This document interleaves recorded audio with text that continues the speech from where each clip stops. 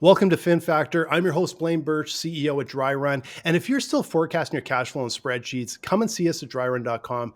We will save you over 90% of the time and deliver forecasts that everyone can understand. And the more complicated your business, the more we can help. And I'm really excited. Joining me today is Christian Wattig of FP&A Prep. Christian is an FP&A expert with 12 plus years of leadership experience at multinational companies and fast-growing tech startups. As an entrepreneur, he teaches FP&A skills to finance teams through the Wharton School of Business and has his own company, FP&A Prep. And on the show today, we're going to dive into the approach businesses can take to transition from basic FP&A to FP&A that truly impacts corporate strategy. Thanks for joining me, Christian. Thanks for having me, Blaine. So, this is your area of expertise. And I know you actually have like a number of steps you go through, a number of areas that you think businesses really need to focus on. Where do they get started in making this transition? Yeah, so many startups start without having a full-time FP&A person, of course, right? You have your bookkeeper, maybe you have a controller, head of accounting, maybe a head of finance. And a lot of the FP&A tasks are done by the founder himself or herself. It's mostly around storytelling, forecasting. But then as companies grow, they realize the need for more forward-looking work. So for more forecasting, budgeting, planning, and connecting all of that to tell the financial story of the business. And that's when companies start to invest into dedicated FP&A teams, which then keep growing as the complexity of the company grows. So, and I guess the big thing that that really hit me when we were looking at the topic for the show is how you make it really effective. Because I've seen businesses, like I've seen both sides of the spectrum, having talked with businesses like every day. There's ones that are flying literally by the seat of their pants, and it's scary when they get into millions and they're still flying by the seat of their pants. There's other times where we see businesses that they get inundated with so much data and they really can't prioritize. They don't really know what matters. And it's kind of like they go through the motions and they feel like, well, if we have the data and we got the spreadsheets, everything must be good, but they can't move it from there to action. How does a company get to something that's truly effective and actually move the needle for them?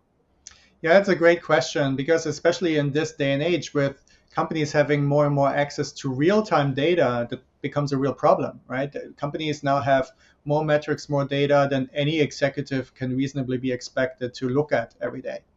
So finance and FP&A have to play the important role of pointing to what matters. So they have to run the analysis, look what the story is, and then highlight the metrics that matter. And that takes certain skills, that takes more than just pure analysis skills, because you have to learn the business. And the way I look at that is I developed a maturity model for FP&A development where companies can judge where they are on that journey, and then they can better understand what do they need in terms of skill development to advance. And at the bottom of that pyramid of FP&A skill development is data focus. So that's where you spend the majority of your time, the majority of the month, making sure that the data is accurate, the data is clean, and the data is up to date and available. And then also you spend a good amount of time in taking that data and creating standard reports based off of that. And the monthly or quarterly deck that you produce includes the same slides every cycle, just with updated numbers. That's the first stage. It's not where you want to be in terms of FP&A development, because there's a lot more value that finance teams can add. And so the next stage beyond that is the story focus. That's where you free up enough time that you can actually look what's behind the numbers, what do the numbers mean, and you start to highlight metrics that matter, because you can connect what numbers are saying to what you're seeing in the business operationally. But you're not yet considering operational metrics in your analysis and reporting. An operational metric, for those of you who don't know, are all those metrics that don't have a dollar sign attached. right? Your profit, your expenses, your sales, those are financial metrics. Most finance professionals have no problem dealing with that, of course. But then you have operational metrics like your machine utilization, the number of leads that are entering your funnel, or even the number of calls that your support hotline is getting.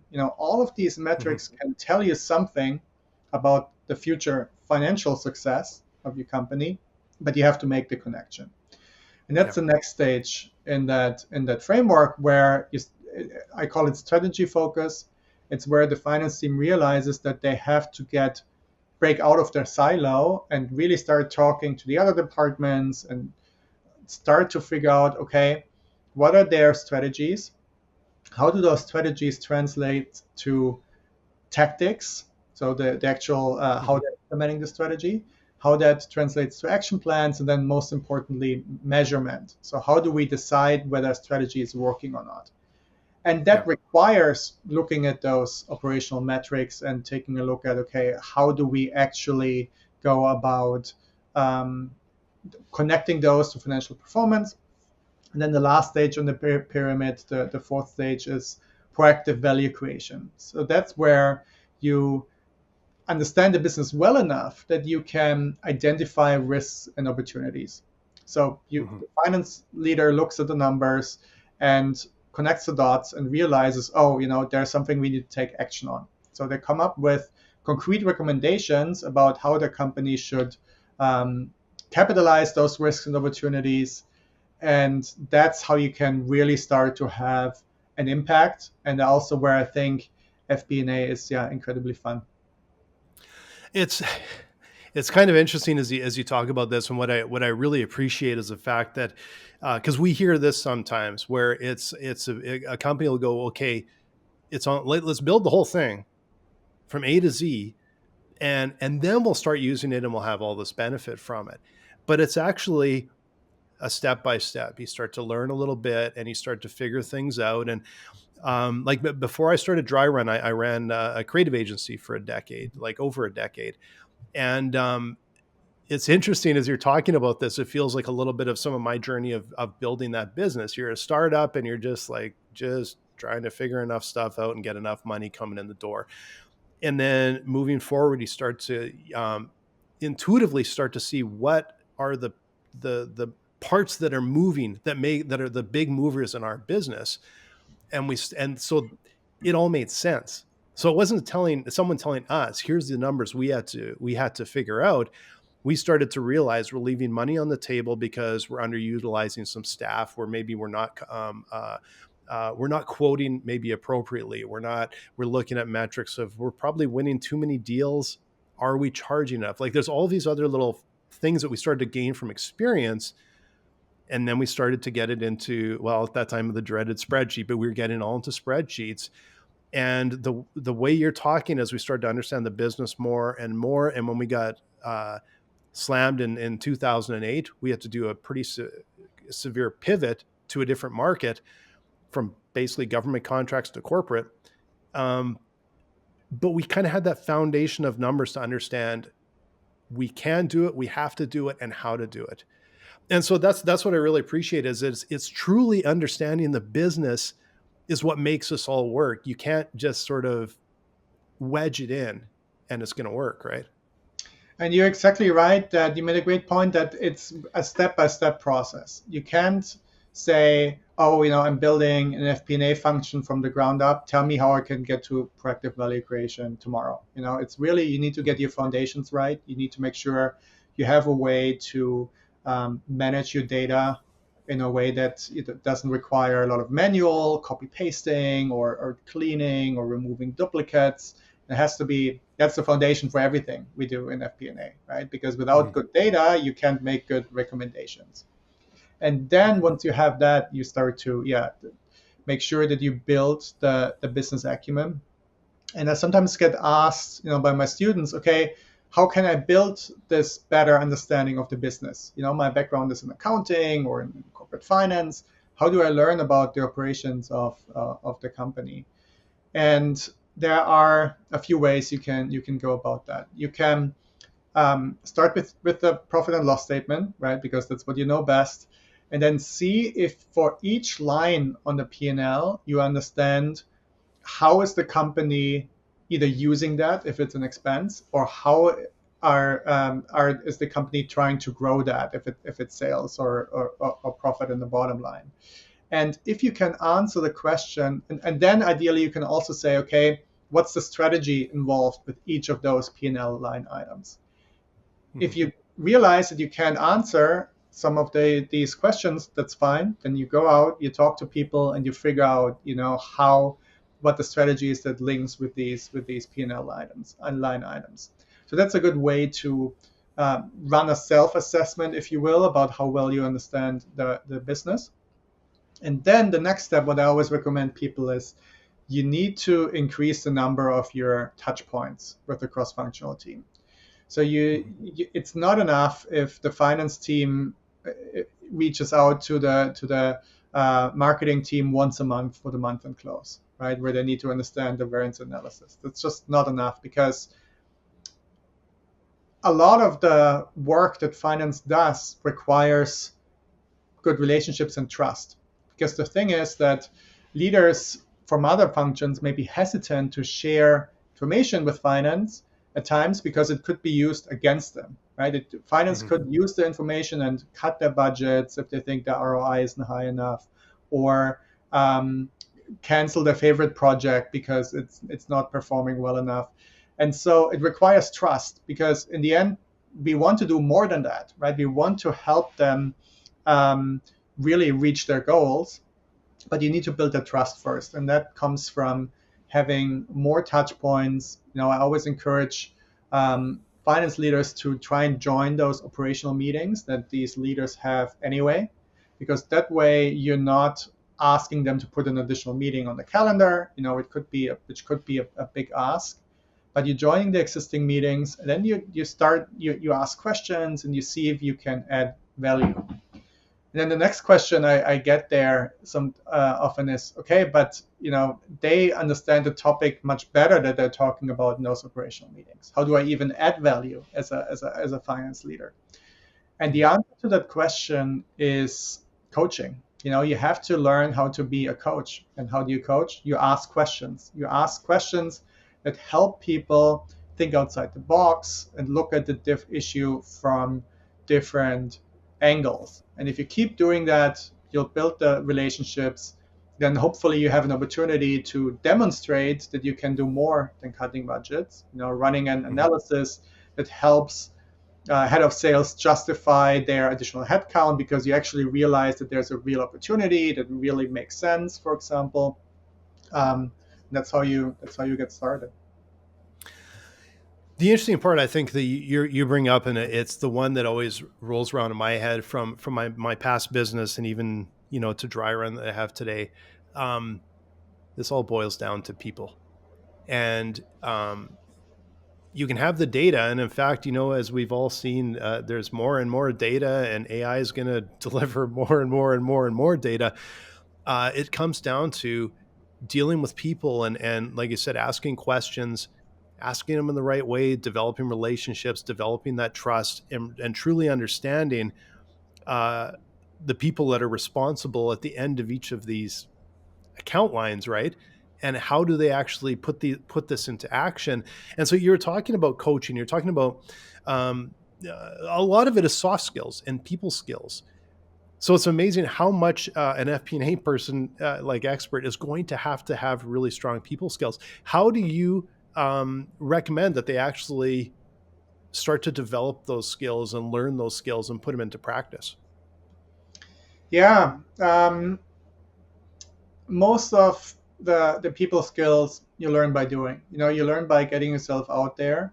And when I was early in my career, actually, I was working at Procter & Gamble as a financial analyst. And it was one of those days where I was head down on a spreadsheet, and most people have already left, including my boss and the rest of my team. But then the head of sales walked over. I was part of the sales team, so that was the highest level executive that I was partnering with. And when I saw him walk over, I was a bit concerned because I thought, oh no, is there maybe another error in the file I sent him earlier today? Or usually, he asks my boss for help. So will I even be able to help him when he comes to me directly, because my boss isn't there anymore and my team isn't there anymore? And so when he walked over, and this was 12 years ago, really early in my career, when he walked over and he came to my desk, I realized, it wasn't anything like that. He was very friendly. He asked me about the weekend. And he said, look, I see that you're working really hard, but I would like you to understand it's a process. Whenever you step outside of your comfort zone, you see that your comfort zone grows. And that was super eye-opening to me. It took a while to sink in, but once I realized that, yeah, when you do things that seem challenging and you keep doing them, and at some point they become easy. And so a lot of the interpersonal things are like that, because to really become a good presenter, for example, and you need to be a good presenter in FP&A, because the best financial analysis is useless if people don't take action because they don't understand it or they don't see how it helps them. And so we need to be good presenters. And the way to learn that is to volunteer for doing an all hands presentation, for taking on a presentation that usually maybe your boss does. And the same applies to other interpersonal fields. Like in finance, we sometimes have to challenge people and hold them accountable. For example, if they're spending more money than they said they would, or also they're spending much less than they said they would. I've seen both. And our role is to address that and to talk to them about that. And that can be uncomfortable for people when they're just getting started. But the more often you do that, the easier it gets, and the more your comfort zone grows. I'm totally stealing that. I love that line. Stepping outside of your comfort zone grows your comfort zone. that's a really terrific way to kind of think about it. I don't know if I paraphrase that a bit, but the concept is terrific. And it's the thing that I always fall back on when I'm dealing with teams and getting outside of the comfort zone is I try and remind myself. In fact, I usually have a sticky note right on my laptop that just says ask, because it's ask questions. And I know if I especially if we're under fire and there's pressure on that, I tend to push and lead. This is where we go. Mm-hmm. And I have to remind myself, just slow down and ask questions. And the more I ask questions, the more things just seem to work really well. And so it's like the number one default sort of fallback skill I always say is just ask questions, and it'll get you a long way. And even when you're challenging people, asking questions can go a long way. Yes, absolutely. So I want to circle a little bit back to because this is a great conversation. We've gone into some really interesting things here. So, but if you are like, if you're sort of like you mentioned, relatively new to FP&A, or maybe you're working with a relatively new business, like not maybe raw startup, like you said, where they're like, we're just kind of going, right? But getting to the point where it's like, oh, okay, this data kind of matters. I can kind of see what's going on. We can see, what's happening in our sales pipeline and how it goes in and how it converts and how we retain and how, like, all of the things going on. How do people, like, what are some of the tips to just when they're just getting started and they're going into a business and it's like, okay, step one, I got to get people on the same page here with the management team and me. What are some of the ways that they can do that to sort of gain that trust quickly? Yeah. No, that's a good point. So what I found is one of the fastest ways to gain trust is to extend trust, to show other people that you trust them. And there are a few ways you can do that in a professional environment. One really simple thing is to share more personal stories and have a few more personal conversations around work. And so, for example, I don't ask, how was your weekend anymore? Because when you ask, hey, how was your weekend? People just say fine or too short, right? So instead I ask, so did you do anything fun on the weekend? No one wants to say no to that question, right? That they Yeah. don't have fun. So they say yes, and then you ask, okay, what did you do? And then they say, well, I went hiking there. Oh, I also enjoy going hiking, and you have something to connect on. That's one way. The other way is to admit mistakes, because what's so important about trust is psychological safety, and it's not enough to just tell people it's fine to admit mistakes. You actually have to demonstrate that as a leader, especially if you're in a more senior position, and share your mistakes and highlight mistakes as opportunities to learn. And I like to share the story of Google X. So Google X is a lab inside of Google where they work on the most out there projects. So for example, Project Loon, where they try to have balloons float around freely in Project Internet, or their Google Glasses that didn't work. And so there, the policy is that when they have to shut down a project, then they have a big celebration and everyone gets a bonus. So they reward failure because they're saying, well, I want people to admit when something just isn't working, because otherwise we're throwing bad money after projects that just aren't working. And I think that's something a lot of companies can learn from. There's a great TED talk about this. If you search for TED talk by a guy called Astro Teller. It's an interesting name, Astro Teller. He used to run Google X, and great TED talk.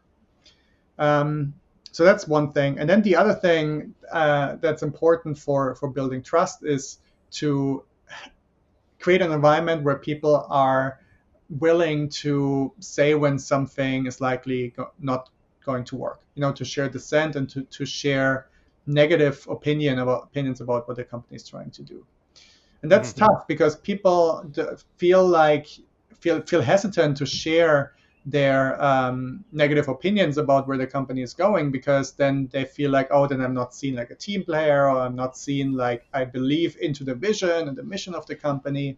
But you need that. And so what can be helpful there is a pre-mortem. Do you know what a pre-mortem is? Have you heard that? No. Before?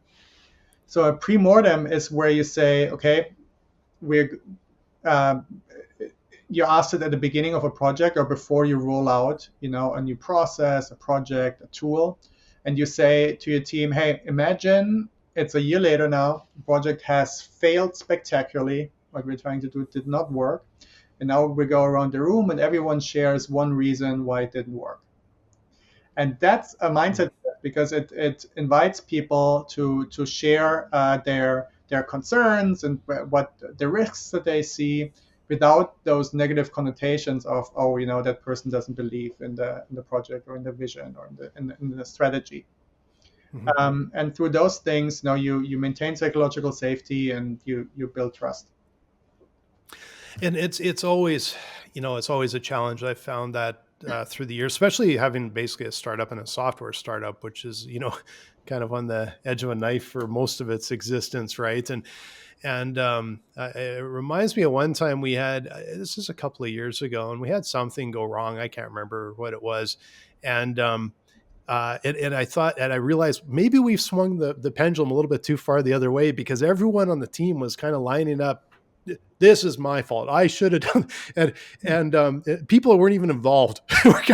and I realized, I'm like, I actually had to stop her and go, guys, sometimes shit happens. Like, just sometimes it just happens. Like, and I thought, it was a good sign, but I also kind of thought, okay, maybe there's this other side where it's like, is everyone carrying this load of weight on them too much? Right.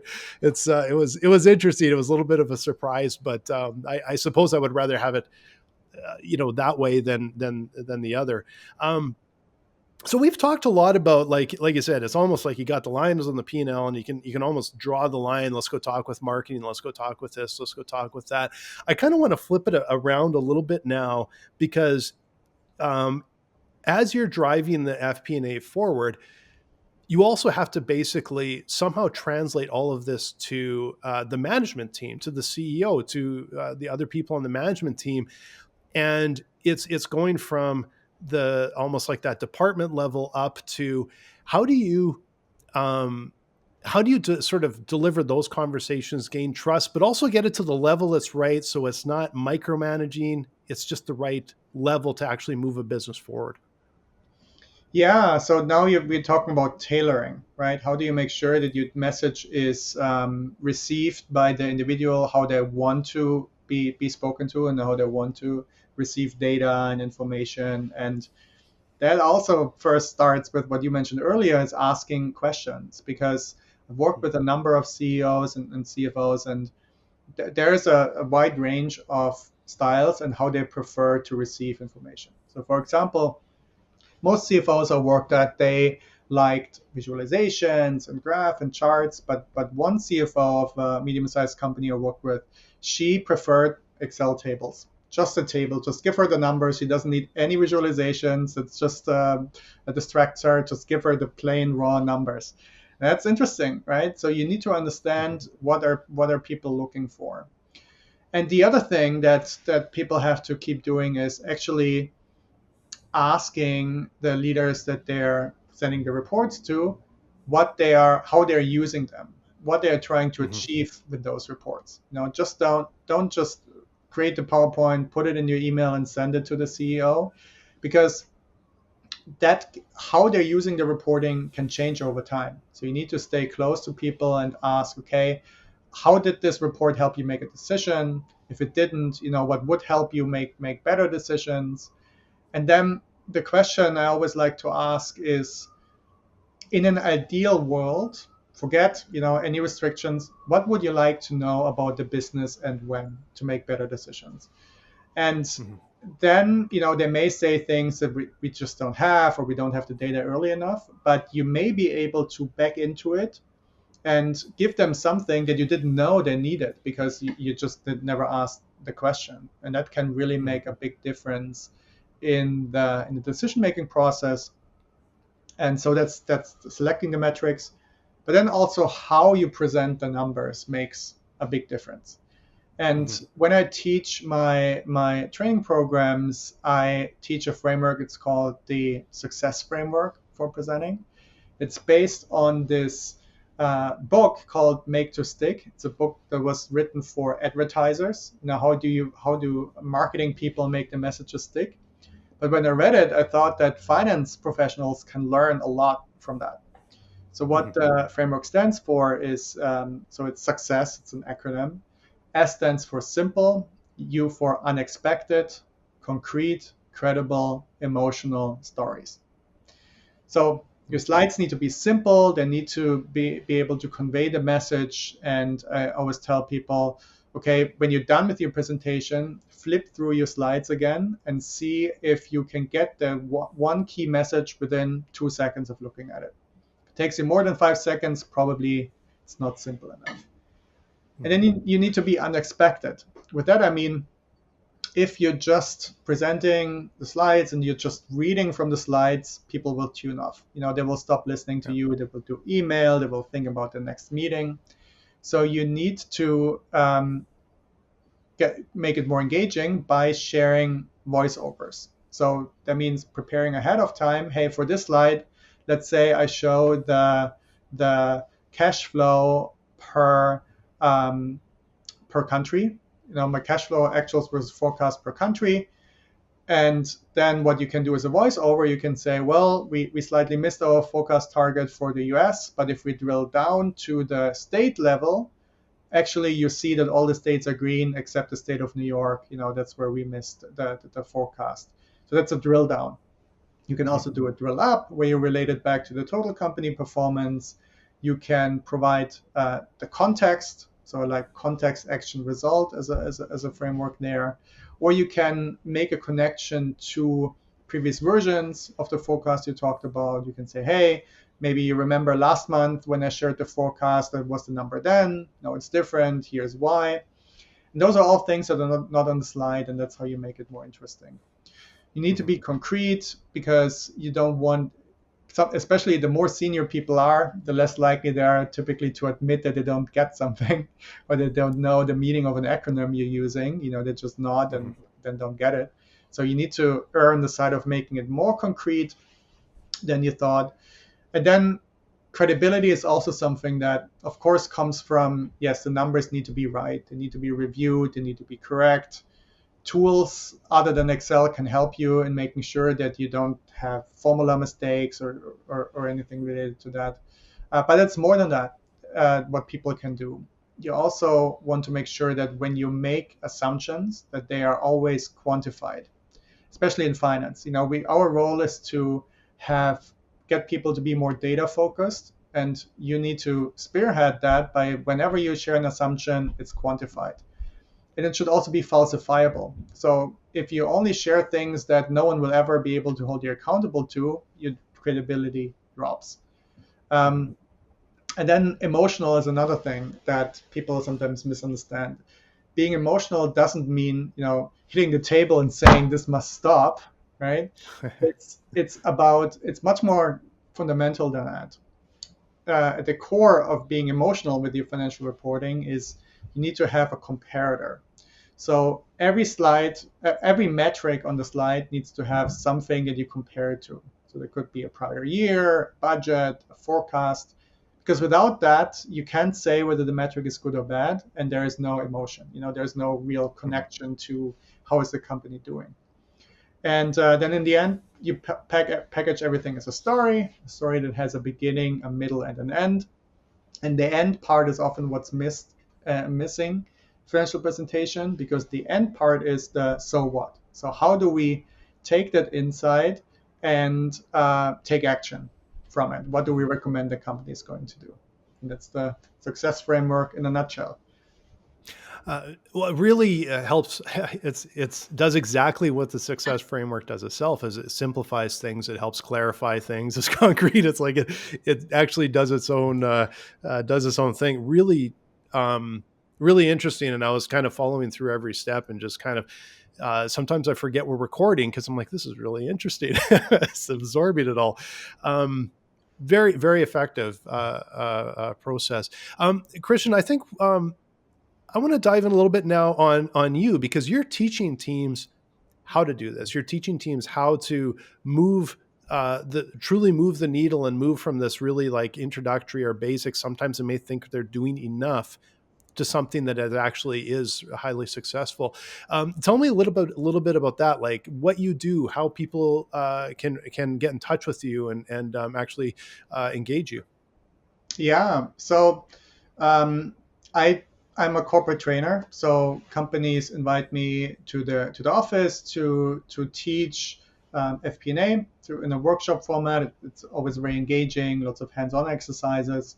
I also do that virtually. So in fact, I've run a program called FP&A Bootcamp that is open to the public. Anyone can join. I ran that over the last 2 years, and I had over 500 students go through that already. So that's another way. That's 4 workshops. Each workshop is 2 hours long over a 2-week period. So it's not too much for busy professionals. And then now also I'm the director of the FP&A certificate program at the Wharton School. And that's done via collaboration between my company, the Wharton School, and Wall Street Prep, who's also a leader in the space. And that's a comprehensive program. It's 8 weeks. Each week has about 10 hours of content. And in the end, you get a certificate from the Wharton School in FP&A. And and then other than that, people can connect with me through email. I run a weekly newsletter, has about 30,000 people subscribe to that. And maybe we can share the link in the show notes as well. So people can sign up to the newsletter, and people don't realize this, but if they reply to that email address, it actually comes to me, and I read every email I get. So that's a good way to reach out. And people can also connect with me on LinkedIn. So I share a lot of my content also through my LinkedIn feed. And feel free to reach out and connect through that as well. That's terrific. Well, thanks so much, Christian. I really enjoyed this conversation. It was super dialed in. I can obviously tell you teach this because it was bang on and really, really engaging, really interesting.